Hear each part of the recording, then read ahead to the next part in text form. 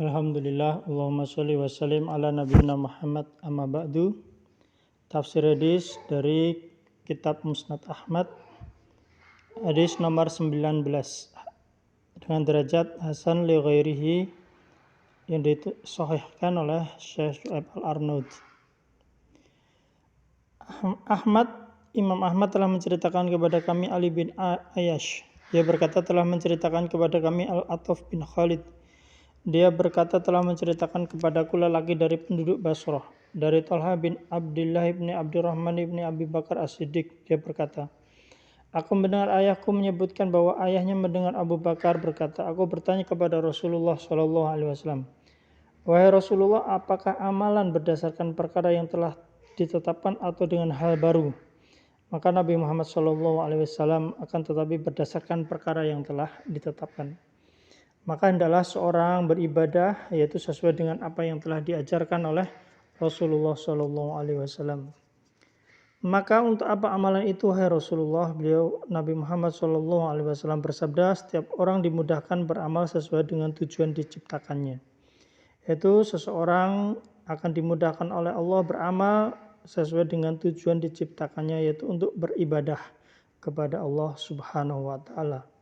Kulun muyassarun lima khuliqa lahu, dan tiap orang akan dimudahkan kepada apa yang dia diciptakan untuknya, yaitu manusia diciptakan untuk beribadah kepada Allah Subhanahu wa taala.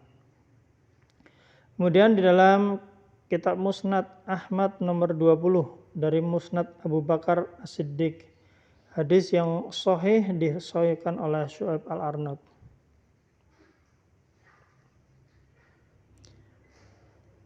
Ahmad berkata, telah menceritakan kepada kami Abu Yaman. Dia berkata, telah mengabarkan kepada kami Shu'aib dari Az-Zuhri. Dia berkata, telah mengabarkan kepadaku seorang lelaki ahli fikih dari kaum Ansor, bahwa dia mendengar Utsman bin Affan radhiyallahu anhu bercerita bahwa ada beberapa sahabat Nabi Muhammad SAW bersedih hati ketika Nabi Muhammad SAW wafat. Sehingga hampir sebagian dari sahabat Nabi Muhammad SAW menjadi was-was.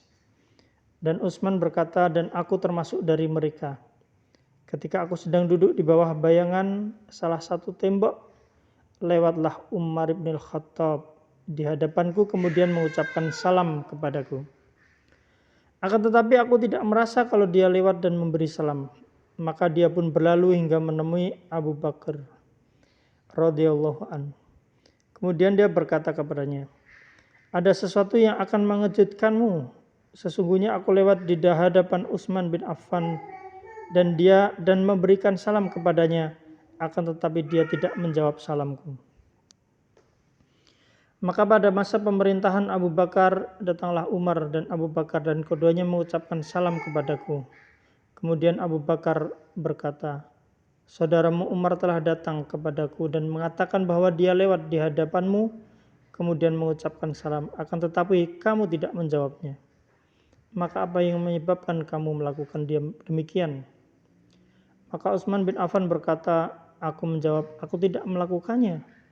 Maka Umar berkata, ya demi Allah kamu telah melakukannya. Akan tetapi itu karena kesombongan kalian, wahai Bani Umayyah. Dia berkata, aku menjawab, demi Allah aku tidak pernah merasa jika kamu lewat dan memberi salam kepadaku.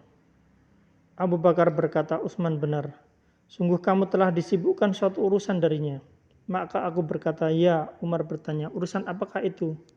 Maka Utsman berkata, Allah mewafatkan Nabi Muhammad SAW sebelum kita menanyakan tentang keselamatan urusan ini.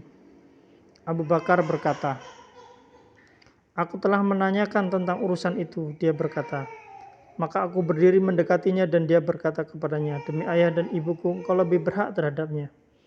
Abu Bakar berkata, aku bertanya, wahai Rasulullah, bagaimana keselamatan urusan ini? Maka Rasulullah Muhammad SAW bersabda, barang siapa menerima sebuah kalimat dariku yang pernah aku tawarkan kepada pamanku, yaitu la ilaha illallah, kemudian dia mengembalikannya kepadaku, maka kalimat itu menjadi keselamatan baginya. Itu kalimat la ilaha illallah, yaitu seorang yang berpegang teguh dengan la ilaha illallah, beribadah hanya kepada Allah dan tidak menyekutukan Allah, maka sungguh dia akan selamat. Itu adalah keselamatan yang ditanyakan oleh Utsman bin Affan. Maka hendaklah seseorang senantiasa berpegang teguh dengan kalimat tauhid la ilaha illallah. Tiada Tuhan yang berhak diibadahi hanya kecuali Allah. Maka hendaklah beribadah hanya kepada Allah. Allahumma shalli wa sallim ala nabiyina Muhammad. Subhanakallahumma wa bihamdika asyhadu an la ilaha illa anta astaghfiruka wa atubu ilaik. Assalamualaikum warahmatullahi wabarakatuh.